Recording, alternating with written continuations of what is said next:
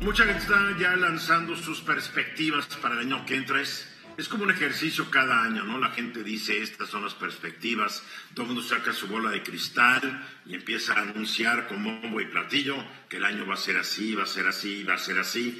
Ahí por el mes de marzo empiezan a decir, bueno, estoy corrigiendo un poco mis perspectivas. En mayo las vuelven a corregir y así se la pasan todo el año, y en enero del año que entra pues ya se les olvidó que habían dado unas perspectivas que no se cumplieron y dan las del siguiente año, ¿o no, Álvaro? Pues sí, sucede muchísimo, especialmente en marketing y en tendencias del consumidor, Eduardo.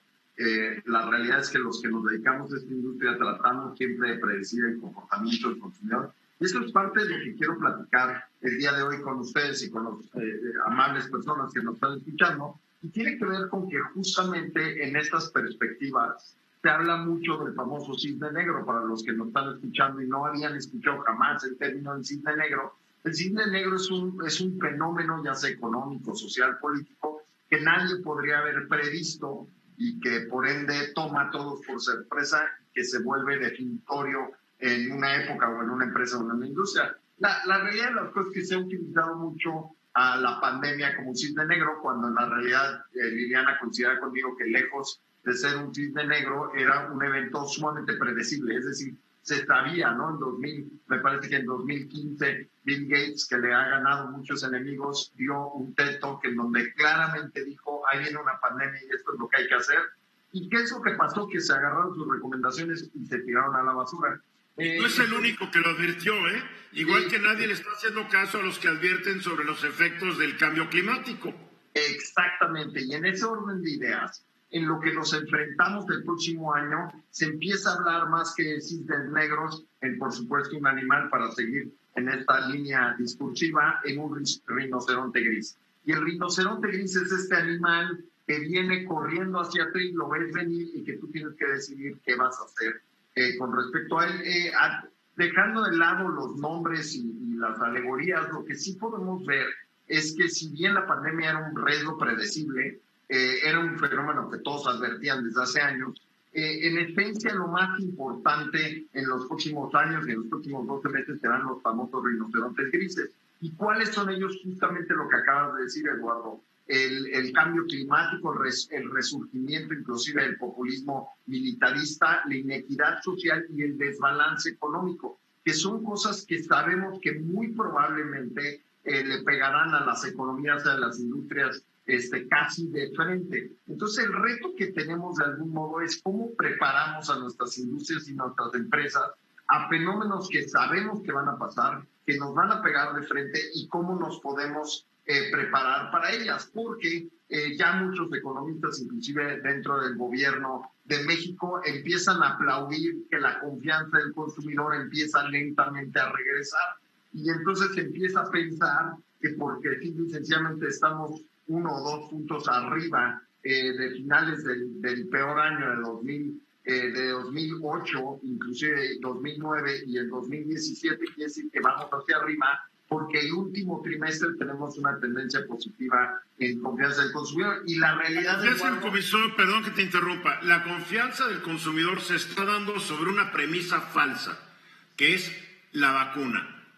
Porque ahora la gente cree que ya con la vacuna ya se arregló el problema y que antes de que acabe el semestre va a haber normalidad. Y eso no es cierto. No nada más eso, Eduardo. Tenemos que entender que la principal pregunta que construye la confianza del consumidor es si crees que las cosas van a estar mejor en 12 meses. Y la pregunta probablemente tendría que haber sido, en este año tan atípico, ¿crees que van a estar peor que en 12 meses? Entonces, lo que vemos es que más que un optimismo de parte del consumidor, el consumidor se encuentra en una posición de, pues, peor no podrían estar las cosas.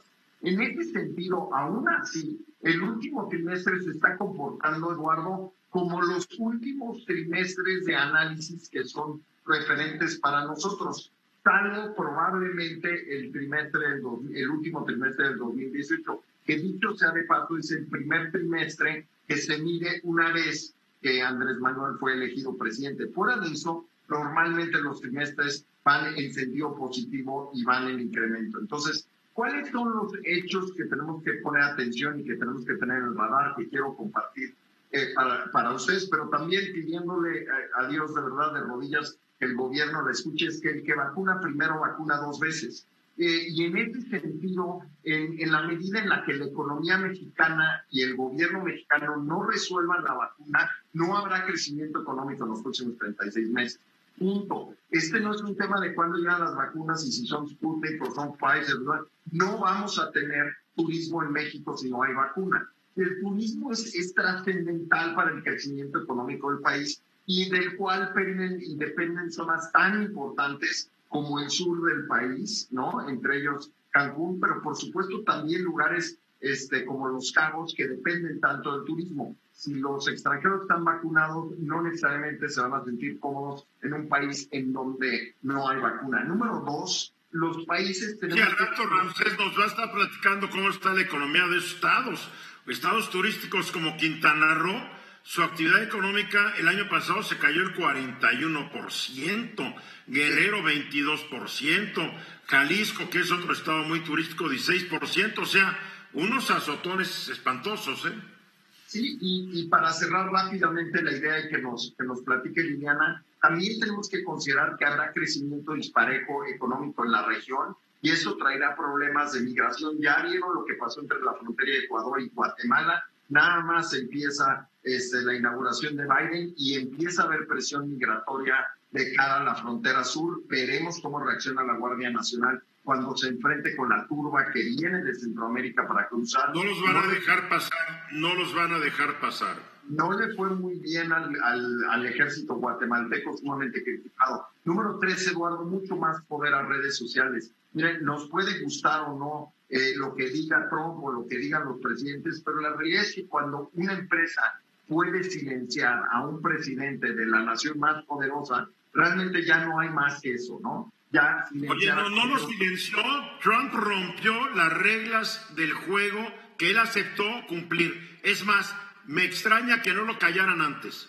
Bueno, número 4, Eduardo, lo que veremos es muchos más viajes locales y menos globales. Y también veremos una saturación de eventos. Pensemos en las Olimpiadas de cara al 2021. Entonces, se espera un año sumamente complicado.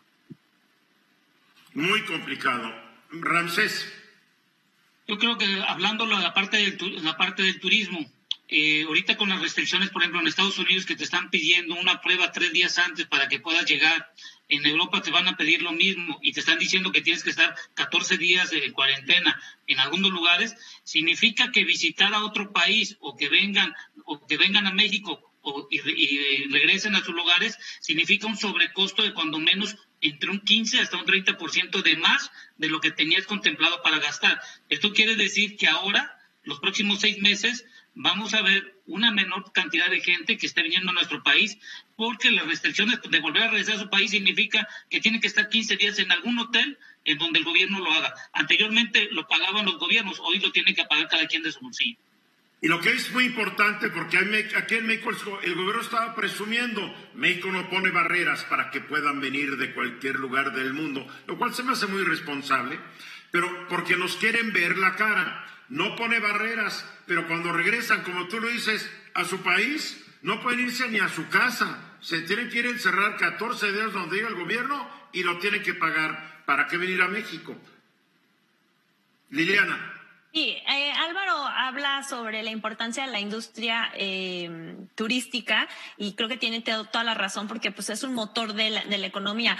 Yo recuerdo que aquí platiqué tal vez en mediados del año pasado sobre todos los planes de reactivación turística que tenían los países europeos y eran planes realmente complejos, evidentemente tomando en consideración que la pandemia no había acabado, pero tratar de darle la vuelta para que las empresas turísticas y las empresas de aviación, etcétera, se mantuvieran a flote.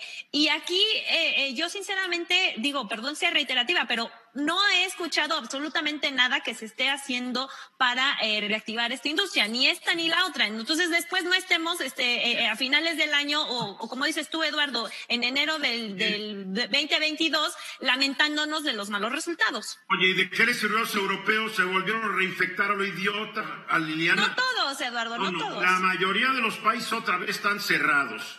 Por favor, se pasaron de listos. Aquí no hubo nada, allá te gustó mucho, pero ve cómo están ahorita, encerraditos. No funcionó. No puedes abrir como ellos lo abrieron. Álvaro, para concluir. Concluyo con esto. Hay 3 ejes que deben de preocupar a los empresarios de México. El primero tiene que ver un potencial aumento de impuestos en los próximos días, las nuevas relaciones laborales, también una radical cambio en términos de innovación en los próximos días. Muy bien. Una producción de Grupo Fórmula. Encuentra más contenido como este en radioformula.mx.